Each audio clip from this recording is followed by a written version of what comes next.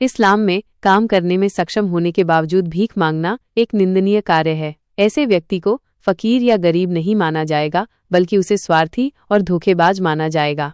यहाँ कुछ प्रमुख बातें हैं जो इस स्थिति पर लागू होती हैं।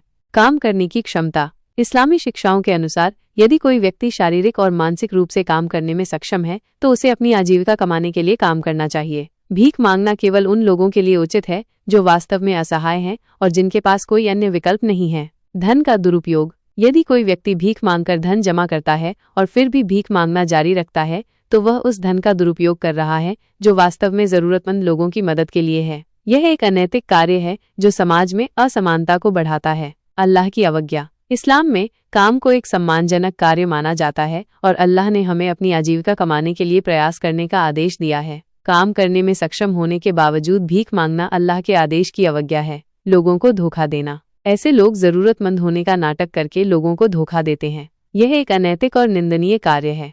हदीस में चेतावनी।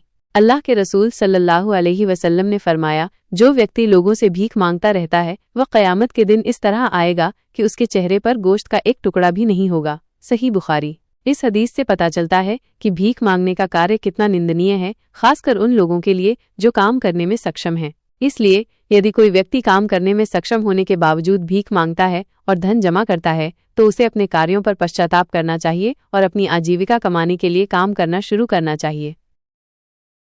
मोहम्मद सल्लल्लाहु अलैहि वसल्लम की हदीस के मुताबिक फ़कीर की पहचान इस तरह की जा सकती है। ज़रूरतमंद।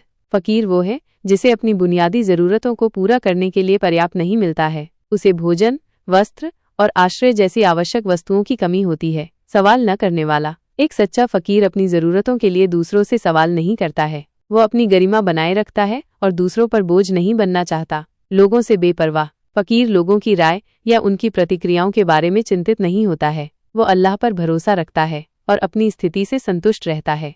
चेहरे से पहचान। रसूलुल्लाह सल्लल्लाहु अलैहि वसल्लम ने फरमाया कि गरीब वो नहीं है जो लोगों के दरवाजों पर भीख मांगता फिरे, जिसे एक या दो निवाले या एक दो खजूर लौटा दिए जाएं, बल्कि गरीब तो वो है जो मांगता नहीं और नहीं उसकी गरीबी का पता चलता है और नहीं लोग उस पर सदका करते हैं। उनके चेहरे पर गरीबी के निशान दिखाई देते हैं, लेकिन वे अपनी स्थिति को छिपाने की कोशिश करते हैं। ये ध्यान रखना महत्वपूर्ण है कि गरीबी एक जटिल मुद्दा है और फ़कीर की पहचान करना हमेशा आसान नहीं होता है।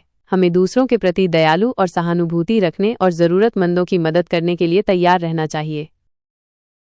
इस वीडियो को शेयर करना ना भूलें। ऐसा ना हो कि आपकी मेहनत की कमाई का पैसा कोई सिगरेट, दारू, गुटखा या बीड़ी में उड़ाए या और भी ऐसे कई चीज़ें जो करना नहीं चाहिए।